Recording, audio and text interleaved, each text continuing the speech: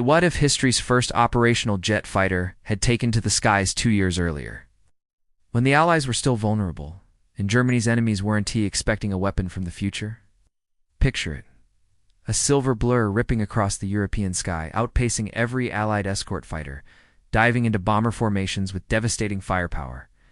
The Messerschmitt Me 262 wasn't just an aircraft, it was a time machine. A glimpse of aviation decades ahead. Yet its story is one of breathtaking innovation, colliding with chaos, politics, and desperation. In 1943, the Luftwaffe was bleeding pilots and losing control of the skies. Could this single machine have turned the tide, or was it doomed before it even left the runway? Tonight we'll peel back the myths, explore its flaws, and imagine a world where this jet soared too soon. And to understand that what if, we must first return to 1943's brutal air war. By 1943, the skies over Europe had become a deadly chessboard. Allied bombers filled the daylight with roaring engines, their formations stretching for miles, while at night, British Lancasters turned German cities into firestorms. The Luftwaffe, once feared and dominant, was bleeding strength with every mission. Fuel shortages, pilot losses, and relentless Allied production meant Germany's once proud air arm was now fighting a defensive war it could not win. Yet the Reich's engineers still commanded genius in deep and secret hangars. A project was taking shape that could rewrite the rules of aerial combat. The Messerschmitt Me 262, its jet engines promised speeds that no Allied fighter could match. A weapon so advanced it felt almost unfair. But bureaucracy, rivalries, and Hitler's obsession with turning it into a bomber slowed its progress. Germany stood at a crossroads. Race this miracle machine into the air, or watch the skies slip forever beyond reach. The Me 262 was on the verge of existence, but history would make it a legend of lost timing, rather than a savior. To see why, we must first understand its flaws. The Me 262 may have looked like a fighter from another century, but beneath its sleek silhouette lay a fragile heart. Its revolutionary Jumo 004 turbojet engines could propel it faster than any Allied aircraft. Yet they were notoriously unreliable. Built from scarce wartime materials, these engines often failed after just 25 flight hours, sometimes disintegrating mid-air. The aircraft's tricycle landing gear was delicate, making takeoffs and landings perilous, especially on bomb-cratered airstrips. Even the jet speed, its greatest advantage, created challenges. Pilots trained on piston-engine fighters struggled to handle its blistering acceleration. And then there was production. Allied bombers targeted factories relentlessly, forcing German engineers to assemble these machines in underground facilities under harsh conditions. The Me 262 wasn't just advanced. It was over-engineered for a crumbling war machine that couldn't support it. It was a glimpse of the future trapped in a present of scarcity and chaos. Still, despite its flaws, the Luftwaffe rushed to deploy it. And in those early attempts to unleash the jet, tragedy and frustration often struck before glory ever could. When the Me 262 finally left its hangars and touched combat skies, expectations were sky high. Germany needed a miracle, and this jet seemed destined to provide it. But rushing cutting-edge technology into a desperate war rarely ends smoothly. Pilots, many barely out of training, climbed into cockpits of machines they scarcely understood. Engines flamed out mid-flight, sometimes seizing during takeoff and sending aircraft skidding across runways. Others overheated or simply tore themselves apart, the price of pushing metallurgy beyond its limits. Allied fighters, though slower, stalked vulnerable jets during takeoff and landing, turning their supposed superiority into a death trap. Reports of crashes outnumbered kills in those early days, eroding morale. It wasn't that the Me 262 wasn't extraordinary. It was that Germany no longer had the time, resources, or skilled hands to nurture such a marvel. Each failed sortie was a grim reminder that genius on paper didn't always translate to victory in the air.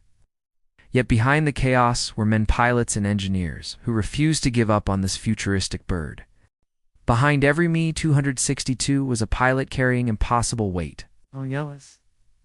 Men like Adolf Galland, Germany's celebrated ace, believed this jet could change the war.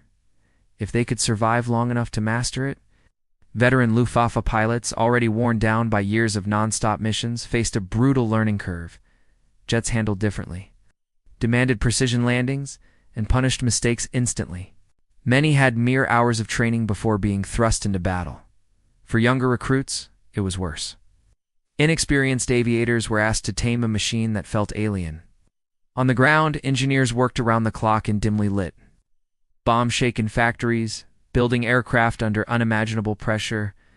They were heroes of a different kind, crafting the future while their cities burned. Every successful sortie was a testament to their combined courage, but each loss was devastating. The Me-262 wasn't just a weapon. It was a symbol of hope for some, a death sentence for others. And as pilots and engineers pushed themselves past exhaustion, something began to shift. Small victories hinted that this miracle machine might yet prove itself. Slowly, through trial and tragedy, the Luftwaffe began to unlock the Me-262's potential.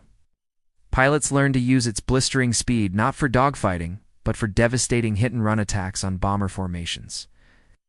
Engineers refined maintenance routines, extending engine life just enough to keep jets in the air. New tactics emerged. Jets would climb high above incoming bombers, dive through their formations with cannon fire, and vanish before escort fighters could react.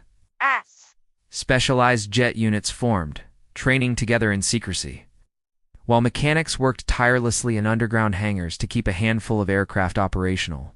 Even Allied pilots, once dismissive, began warning each other of the silver flash that could appear from nowhere. Germany still lacked numbers, fuel, and air superiority, but for the first time in months, Luftwaffe pilots felt they had a weapon that could turn fear back on their enemies. Momentum was building slowly, too slowly for a collapsing Reich, but enough to prove this jet wasn't a fantasy. And soon its breathtaking strengths would become undeniable, rewriting the rules of aerial warfare. Once pilots mastered its quirks, the Me-262 revealed why it terrified Allied crews. It could reach speeds over 540 miles per hour, nearly 100 faster than the best Allied fighters, and carried 430mm Mk-108 cannons, each round capable of ripping through a bomber's fuselage with a single hit. Allied pilots reported the jet appearing as a glint in the distance, then flashing past before they could react, leaving shattered bombers trailing smoke. Its agility at high speeds allowed it to dive, attack, and vanish, making it nearly untouchable in the hands of an experienced pilot. To bomber crews who had once owned the skies, the Me-262 was a glimpse of warfare's future, one they weren't ready for, even with limited numbers. Its presence forced Allied planners to adjust tactics, divert escorts, and reconsider daylight bombing routes. The jet wasn't just a machine. It was a psychological weapon, shaking the Allies' confidence. Yet Germany's edge was fleeting. While the Me-262 proved revolutionary, time was running out, and its strengths couldn't mask the grim reality of a collapsing Reich. Imagine this jet entering service in 1943, when Allied bomber losses were already staggering, and long-range escorts like the P-51 Mustang had yet to dominate. Waves of Me-262s could have slashed through unescorted bomber formations, crippling Allied industry and delaying the air offensive by months, perhaps years. With fewer bombers reaching German factories, production might have surged, buying the Reich precious time. Yet even in this alternate reality, challenges loom large. Germany's oil reserves were dwindling, pilots were being lost faster than they could be trained, and Allied numbers seemed endless. While a 1943 deployment would have shocked the Allies and rewritten aerial tactics overnight, it's unlikely to have reversed Germany's fate. Instead, it might have prolonged the war, creating a deadlier stalemate and forcing both sides to escalate faster. The Me-262's legend lies not only in what it was, but in what it represented: a future unleashed too late. But its brief, terrifying reign left an imprint that far outlasted the Reich itself, shaping aviation's next era. And to see why, we must trace its lasting legacy. The Me-262's story is one of brilliance overshadowed by desperation. It proved that jet-powered combat was the future, forcing every Allied nation to accelerate its own jet programs. Britain's Gloucester Meteor and America's P-80 Shooting Star were born in response. But neither saw significant combat before war's end. Ironically, the Me 262 became a blueprint for the very nations it had been designed to defeat. Its innovations in swept wings, high-speed aerodynamics, and jet propulsion paved the way for Cold War fighters and bombers. Yet its legend carries tragedy. German engineers created a marvel to advance for its time. Deployed by a regime collapsing under its own weight, pilots who flew it were often sent on impossible missions, and the jet became a symbol of wasted potential, brilliance shackled by politics and poor strategy. Today it stands as a haunting reminder of how close humanity came to a different aerial future. The Me 262 wasn't just a weapon, it was a warning. Proof that technological leaps mean little without vision and timing. But even as it failed to save Germany, its shadow shaped every sky that followed. The Me 262 remains one of World War II's greatest what-if machines, a weapon decades ahead of its time. Yet crippled by circumstance, had it appeared in numbers in 1943, the air war over Europe would have looked very different. Bomber losses would have soared, Allied tactics would have shifted sooner, and the war may have dragged on. But for all its promise, this jet couldn't escape the reality of a crumbling Reich. Fuel shortages, exhausted pilots, and relentless Allied production made Germany's defeat inevitable.